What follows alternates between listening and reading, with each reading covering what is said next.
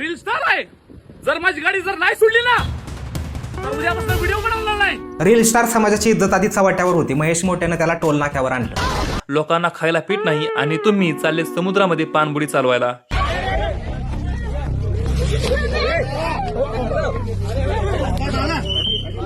हा एमसीडी डो म्हणजे मिशो वरून मागवलेला संजय दत्त वाटतो. गाण्यामध्ये टॅलेंट नाही, फक्त शिव्या. 2000 जो 11-12ला जो क्रेज धरलेला मी 2020-21 पर्यंत भाई मी घासत होतो. आज कुठेतरी चमकलोय भाई. आणि मी लिहितो तू लिहितो वाले कवी. अरे भावानो, सोशल मीडियाच्या अल्गोरिदमची पार वाट लावून टाकली तुम्ही. अरे हे सगळे थांबवा, नाहीतर उद्या मी पण सांगेल मराठी वर्ड लिहितो या छपरी पोरांना थोबाड्यात देतो.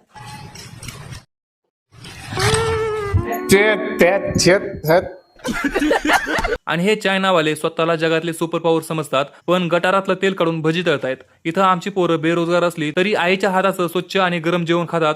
चायनाचं सगळंच खोटं आहे भावानो. त्यांचा माल पण चायनीज आणि त्यांची इज्जत पण चायनीज. कधी वॉरंटी संपेल आणि कधी फुगेल काही सांगता येत नाही. भावानो, हा ब्रेन रॉट बघण्यापेक्षा डोळ्यामध्ये झेंडू बॉम्ब टाकलेला परवडला असता. स्कूल के पीटी क्लास में करना चाहिए उछल-कूद, पर लेकिन इस अधेड़ मर्द को इसकी रिक्वायरमेंट थी वीडियो बनाने के लिए, तो अब ये लोग इंटरनेट पे ये सब कर रहे हैं.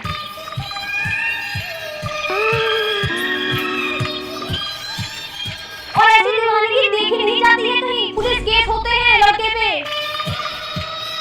मित्रांनो, ही बातमी अत्यंत गंभीर बातमी आहे. देविका नावाच्या एका क्रिएटरने सोशल मीडियावरील एका अत्यंत किळसवाण्या ट्रेंडला रोस्ट करून एक्सपोज केले. सध्या काही सज्ञान म्हणजे अडल्ट तरुण मुले अगदी लहान मुलींसोबत रोमॅन्टिक डान्स आणि लिपसिंगचे व्हिडिओ बनवत आहेत. ही लहान मुलं फक्त व्हिडिओमध्ये नाचतात आणि ते मोठे क्रिएटर यांच्या जीवावरती लाखो व्ह्यूज कमवतात. देविकाने याला थेट चाइल्ड लेबर म्हणजे बालमजुरी आणि पिडोफिलिया म्हणजे लहान मुलांबद्दलचे लैंगिक आकर्षण असे म्हणत सडकवून टीका केली. भावानो, छत्रपती शिवाजी महाराजांनी लहान मुलींच्या आणि महिलांचा नेहमी देवीसारखा सन्मान केला. त्यांच्या राज्यामध्ये स्त्रियांकडे वाकड्या नजरेने बघणाऱ्यांचे थेट डोळे काढले जायचे. हा आपला महान इतिहास आहे. पण आज व्ह्यूज आणि रील स्टार बनण्याच्या भुकेपायी आई बाप स्वतःच्या लहान लेकींना असल्या छपरी पोरांसोबत नाचायला लावतायत. त्या लहान मुलीला प्रेमाचा अर्थ तरी समजतो का? असल्या क्रिएटरला स्वतःला इन्फ्लुएन्सर म्हणण्याची लाज वाटली पाहिजे. अशा पोरांना आणि त्यांना फॉलो करून टाळ्या वाजवणाऱ्या पब्लिकला इंस्टाग्रामवरून नाही तर थेट समाजातूनच बॅन केलं पाहिजे. तुम्हाला यावर काय वाटतं खाली कमेंटमध्ये नक्की सांगा. नमस्कार भावांनो, स्वागत आहे तुमचं मराठी वर्ल्ड मध्ये. मित्रा, आजचा आपला मास्टर रोस्ट खूप खतरनाक असणार आहे. एका बाजूला भ्रष्ट सिस्टमने लोकांच्या डोळ्यामध्ये पाणी आणलंय, तर दुसऱ्या बाजूला राजकारण्यांनी स्वतःचीच इज्जत वेशीवरती टांगली. आणि शेवटी आपल्या अनमोल कोळीने छपरी रॅपर्सवर जो बाजार उठवलाय ते पाहून तुम्ही हसून हसून वेडे व्हाल. आणि मध्यरात्री 2 वाजता थेट पंतप्रधान नरेंद्र मोदींच्याच फोनवरती वाजला भोंगा. भावानो, आज देशामध्ये राजकारणापासून ते सिस्टीम पर्यंत सगळीकडे नुसता केमिकल लोचा सुरू झाला आहे. त्यामुळे हा व्हिडिओ शेवटपर्यंत नक्की बघा. तर आजची पहिली बातमी आहे, अमरावती विधान परिषद निवडणुकीमध्ये असा निकाल लागलाय जो इतिहासामध्ये कधीच लागला नसेल. भाजपचे प्रवीण पोटे 390 मते घेऊन दणदणीत विजयी झाले, तर काँग्रेसचे अधिकृत उमेदवार हर्षजित देशमुख यांना चक्क 0 मते मिळाली. मजा आया और मैं ये जो मजा है हिंदुस्तान के हर व्यक्ति को देना चाहता हूं. पण ते स्थानिक नेत्यांना डावलून नागपूरच्या बिल्डरला तिकीट दिल्यामुळे पक्षामध्ये झुंबली. शेवटी उमेदवार नॉट रिचेबल झाला आणि हॉस्पिटलमध्ये ऍडमिट झाला. यशोमती ठाकूर यांनी 15 ते 20 कोटींचा आरोप केला. काँग्रेसच्या 96 नगरसेवकांनी स्वतःच्याच पक्षांच्या आदेशाला केराची टोपली दाखवली आणि तोंडाला रुमाल बांधून चक्क भाजपकडे मते वळवली. भावानो, छत्रपती शिवरायांनी रणांगणावर गनिमी कावा शिकवला होता शत्रूला हरवण्यासाठी, पण इथं काँग्रेसच्याच आमदारांनी स्वतःच्याच पक्षासोबत गनिमी कावा केला. पक्षामध्ये निष्ठाच उरली नाही तर गड कसा लढवणार? म्हणजे बघा, 120 मते खिशामध्ये असताना एकाही नगरसेवकाने स्वतःच्या उमेदवाराला मत दिलं नाही. हा प्रकार म्हणजे पोराने स्वतःच्याच लग्नामध्ये नवरीला सोडून भटजीच्या मुलासोबत पळून जाण्यासारखा आहे. आणि ते तोंडाला रुमाल बांधणारे नगरसेवक, अरे एवढी लाज वाटत होती तर मतदानाला गेलेच कशाला? काँग्रेसची एवढी मोठी इज्जत गेली की आता त्यांना नोटा पण हसून म्हणत असेल, भावा माझ्यापेक्षा पण तुझी अवस्था वाईट आहे. तर चल मित्रा, वळूया आपल्या दुसऱ्या बातमीकडे. दुसरी बातमी आहे, उपमुख्यमंत्री एकनाथ शिंदे यांनी घोषित केले ऑपरेशन टायगर सक्सेसफुल झालंय. ठाकरे गटाचे ओमराजे निंबाळकर, संजय देशमुख, संजय जाधव यांच्यासह एकूण 6 खासदारांनी शिंदे गटामध्ये अधिकृत प्रवेश केला. शिंदेंनी उद्धव ठाकरे आणि संजय राऊतांवर जोरदार टीका करत राऊतांचा उल्लेख केमिकल लोचा असा केलाय. 22 जूनच्या उठावाचा हा दुसरा टप्पा आहे आणि आता आम्ही थेट षटकार मारलाय असं उपमुख्यमंत्री म्हणाले. शिंदे साहेबांनी डायरेक्ट षटकार मारून मॅच फिरवली. पण तुम्ही एक गोष्ट नोटीस केली का? या पूर्ण कार्यक्रमामध्ये एकनाथ शिंदे सलग बोलत होते आणि ते 6 खासदार एकदम गप्प उभे होते. जसं की नापास झाल्यावरती पोरांना पालकांसमोर उभं करतात तसे हे साहेब मान खाली घालून उभे होते. राजकारणामध्ये हल्ली विचारधारेपेक्षा विकास कामांच्या निधीचा ऑक्सिजन जास्त महत्वाचा झालाय. तुम्हाला यावर काय वाटतं? खाली कमेंट मध्ये नक्की सांगा. आपण वळूया आपल्या पुढच्या बातमीकडे. पुढची बातमी म्हणजे तिसरी बातमी आहे थेट संरक्षणाची. 1971च्या युद्धामध्ये भारताची INS खोखरी बुडवणाऱ्या पाकिस्तानच्या हंगोर पानडुबीचं नाव देऊन पाकिस्तानने चीनकडून नवीन AIP टेक्नॉलॉजी असलेली PNS हंगोर पानडुबी विकत घेतली. ही पाणबुडी दीर्घकाळ पाण्याखाली राहू शकते. शेख हसीना यांचं सरकार गेल्यानंतर बांगलादेश आणि पाकिस्तान जवळ आलेत आणि आता बंगालच्या उपसागरामध्ये पाकिस्तान आपला प्रभाव वाढवतोय. पण आपलं भारतीय नौदलही तयार असून त्यांनी P-8I पॉझिडॉन विमानाद्वारे या पाणबुडीला ट्रॅक करायला सुरुवात केली. मित्रांनो, छत्रपती शिवरायांनी शेकडो वर्षापूर्वी ओळखलं होतं की ज्यांचं आरमार त्यांचं समुद्र. त्यांनी सिंधुदुर्ग सारखे किल्ले बांधून नौदलाचा पायावर रोवला आणि आज त्याच दूरदृष्टीने भारताला समुद्रामध्ये अत्यंत भक्कम राहायची गरज आहे. आणि हे पाकिस्तानवाले, अरे तुमच्या देशामध्ये गव्हाचे भाव 200 रुपये किलोच्या पार गेलेत, लोकांना खायला पीठ नाही आणि तुम्ही चालले समुद्रामध्ये पाणबुडी चालवायला. ही पाणबुडी नाही, ही चीनकडून घेतलेली पाण्याखालची भिकेची वाटी आहे. भारताच्या वाटेला जाल तर गाडलेच जाल. तर मित्रा, वळूया पुढच्या बातमीकडे. पुढची बातमी आहे अत्यंत हृदयद्रावक बातमी आहे. जोरहाटमध्ये विमान अपघातात हवाई दलाचे फ्लाईट लेफ्टनंट शुभम कुमार शहीद झाले. सरकारने 21 लाखांची मदत जाहीर केली. पण जेव्हा शहीदाचे वडील अमरेंद्र प्रशासनाकडे गेले तेव्हा त्यांना समजलं की शुभम आणि त्यांची होणारी पत्नी श्रेया यांनी आधीच गुपचूप कोर्ट मॅरेज केलं होतं.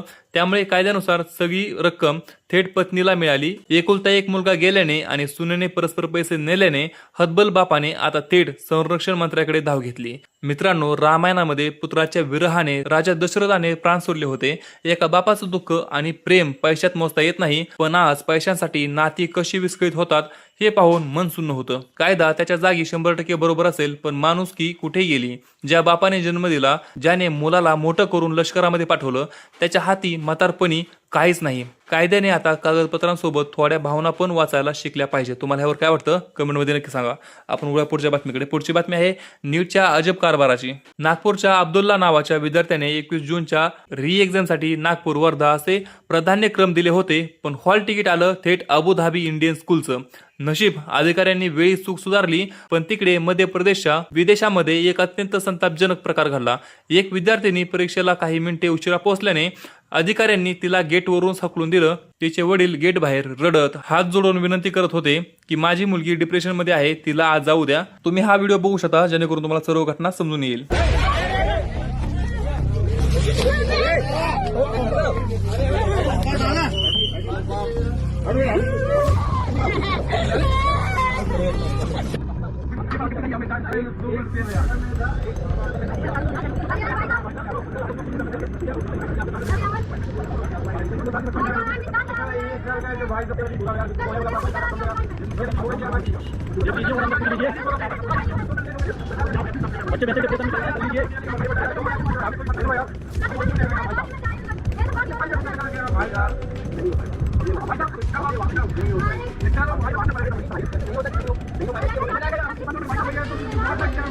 मित्रांनो, महाभारतामध्ये द्रोणाचार्यांनी एकलव्याचा अंगठा मागून त्याच्या ज्ञानावरती अन्याय केला होता. आज ही शिक्षण व्यवस्था आणि NTA ची सिस्टीम अशाच प्रकारे लाखो मुलांच्या भविष्याचा अंगठा मागत आहे. मित्रा, विद्येचा असा बाजार कधीच पाहिला नाही. अरे NTA वाल्यांनो, लाज वाटू द्या थोडी. नागपूरच्या पोराला तुम्ही थेट अबुधाबीला पाठवताय. पोराने नीटचा फॉर्म भरलाय, डंकी मारून दुबईला जाण्याचा नाही. आणि पेपर फुटीच्या वेळी हेच NTA चे साहेब कुंभकर्णासारखे झोपले होते. पेपर लाखो रुपयांमध्ये विकले गेले तेव्हा तुमचे नियम कुठे गायब होते?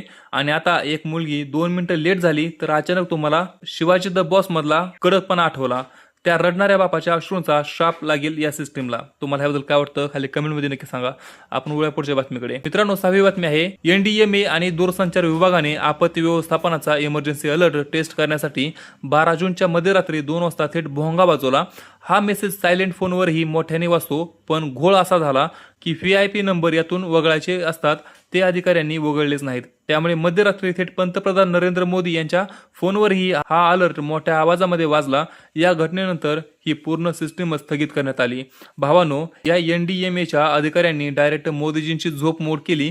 साहेब मध्यरात्री दचकून उठले असतील की अरे आता कुठल्या देशाने आपल्यावरती बॉम्ब टाकला, आता पब्लिकला अलर्ट येवो अथवा न येवो, पण त्या अधिकाऱ्यांना मात्र नोकरीवरून काढल्याचा रिअल इमर्जन्सी अलर्ट नक्कीच आला असेल. तुम्हाला याबद्दल काय वाटतं कमेंटमध्ये नक्की सांगा. आपण वळूया पुढच्या बातमीकडे. पुढची बातमी एक मोठा आदर्श देणारी आहे. डिफा वर्ल्ड कप मध्ये जपान विरुद्ध नेदरलँड सामन्यानंतर जपानी फॅन्सनी स्वतःच्या बॅगेतून पिशव्या काढल्या आणि संपूर्ण स्टेडियम चकाचक साफ केलं. यामागे त्यांचं मेकाऊ कल्चर आहे. त्यांना लहानपणापासून शिकवलं जातं की a bird that flies never leaves a trace, म्हणजे उडणारा पक्षी मागे कोणताही सुगावा सोडत नाही. तुम्ही हा व्हिडिओ पाहू शकता जेणेकरून तुम्हाला सर्व कॉन्टेक्स्ट समजून येईल.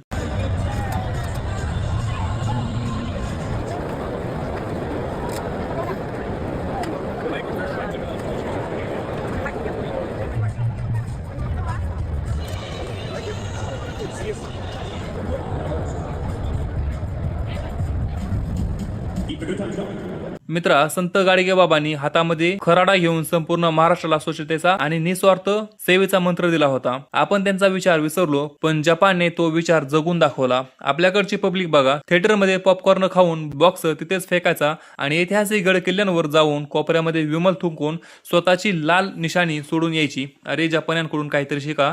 आपण फक्त स्वच्छ भारत याचा DP लावतो, ते लोक खऱ्या अर्थाने देश स्वच्छ ठेवतात. तर मित्रा, वळूया पुढच्या बातमीकडे. ही बातमी एकदम भन्नाट बातमी आहे. आपला मराठी युट्यूबर अनमोल कोळी याने 2 खतरनाक रोस्ट व्हिडिओ टाकलेत. पहिल्या व्हिडिओमध्ये त्याने MC डिडो याला स्वतःला डॉन समजणाऱ्या छपरी रॅपरची पिसं काढलीत. मित्रांनो, हा माणूस स्वतःला संजय दत्त समजतो आणि गाण्यामध्ये फक्त शिव्या देतो. तर दुसऱ्या व्हिडिओमध्ये अनमोलने PMP लिहितो याची कॉपी करून सोशल मीडियावरती JXYZ लिहितो याचे पेजेस सुटलेत. त्यांचा बाजार उठवलाय. पोरी चक्क उखाणे घेऊन त्याला कविता म्हणतायत. तुम्ही थोडा व्हिडिओ बघा म्हणजे तुम्हाला सर्व कॉन्टेक्स्ट समजून येईल. PMP लिहितो की XYZ लिहितो, तर GSP लिहितो, तर शुभ्या लिहितो, तर एक बेवडा लिहितो, 90 घेऊन लिहितो, ABCD लिहितो. 2000 जो 11-12ला जो क्रेज धरलेला मी 2020-21 पर्यंत भाई मी घासत होतो. आज कुठेतरी चमकलोय भाई. ए भाई, तू किती घासून चमकलाय ना, दिसतंय ते. आधी ती मान घास भाऊ. 2011 पासून मुळ साचलाय तिथं. तो पॉडकास्ट वाला बी 1 तास बघत राहिलाय ते. मित्रांनो, अनमोल भावाने एकदम करेक्ट कार्यक्रम केलाय. हा MC डिडो म्हणजे मिशो वरून मागवलेला संजय दत्त वाटतो. गाण्यामध्ये टॅलेंट नाही, फक्त शिव्या. आणि मी लिहितो तू लिहितो वाले कवी. अरे भावानो, सोशल मीडियाच्या अल्गोरिदमची पार वाट लावून टाकली तुम्ही. अरे हे सगळे थांबवा, नाहीतर उद्या मी पण सांगेल मराठी वर्ड लिहितो या छपरी पोरांना थोबाड्यात देतो. तर मित्रांनो, पुढची बातमी आहे महेश मोठे बद्दल. महेश मोठे या रील स्टारने जेजुरीच्या टोल नाक्यावरती गाडी अडवली म्हणून मोठा राडा घातला. हे तर तुम्हाला सर्वांना माहितच आहे. त्यांनी राडा असा घातला की त्याने थेट धमकी दिली, गाडी सोडली नाही तर उद्यापासून मी व्हिडिओ बनवणार नाही. रील स्टार आहे, जर माझी गाडी जर नाही सोडली ना तर उद्यापासून व्हिडिओ बनवणार नाही. रील स्टार समाजाची इज्जत आधी चव्हाट्यावर होती. महेश मोठ्यानं त्याला टोल नाक्यावर आणलं. विशेष म्हणजे देशामध्ये नीटचे पेपर फुटतायत, महागाई वाढती, शिक्षण मंत्रालयाच्या फाईल्सला आग लागती आणि विषारी दारू पिऊन मेलेल्यांना नेते 5 लाखांची भरपाई देत आहेत. या गंभीर प्रश्नावरून लक्ष हटून आपले न्यूज चॅनल्स मात्र महेश मोठेच्या या चिल्लर राड्याला कव्हर करण्यामध्ये बिझी आहेत. अरे मोठे भावा, तू व्हिडिओ जर नाही बनवला तर महाराष्ट्राचा GDP कोसळेल का? गाडीमध्ये फास्टॅग लावायला पैसे नाहीत तुझ्याकडे आणि धमकी देतोय व्हिडिओ न बनवण्याची. अरे बाबा, तू नकोच बनवू व्हिडिओ, आमचे डोळे आणि कान दोन्ही वाचतील. पण मित्रांनो, खरी लाच तर या मीडियाला वाटली पाहिजे. देशामध्ये एवढे मोठे गंभीर प्रश्न चालू आहेत, पण लोकशाहीचा चौथा स्तंभ मात्र रील स्टारच्या टोल नाक्यावर जाऊन ब्रेकिंग न्यूज शोधतायत. म्हणजे घरामध्ये आग लागली आणि हे न्यूजवाले बाहेर बसून मच्छर कसे मारतात याचं कव्हरेज देत आहेत. मित्रांनो, सिस्टीमचा पार कचरा झालाय असं वाटत नाही का? खाली कमेंटमध्ये नक्की सांगा. आपण वळूया पुढच्या व्हिडिओकडे. पुढची बातमी आहे आंतरराष्ट्रीय राजकारणाची. सध्या X म्हणजे ट्विटरवरती भारत विरुद्ध चीन असं मोठं डेटा वार सुरू आहे. आशुतोष झा याने आपल्या व्हिडिओतून चीनचं खरं रूप जगासमोर आणलंय. चीन स्वतःला प्रगत दाखवण्यासाठी फेक AI व्हिडिओ बनवतो, पण भारतीयांनी त्यांचे खरे व्हिडिओ शोधून काढलेत. चीनमध्ये वापरलेलं गटारातलं तेल परत कंटेनरमध्ये भरून विकलं जातंय. बेरोजगारीमुळे तरुण पोरं कॅनल्समध्ये घर बनवून राहत आहेत आणि मॉल्समध्ये लोक कुठेही सोप्यावरती झोपलेले दिसत आहेत. तुम्ही थोडासा हा व्हिडिओ बघा म्हणजे तुम्हाला सर्व कॉन्टेक्स्ट समजून येईल.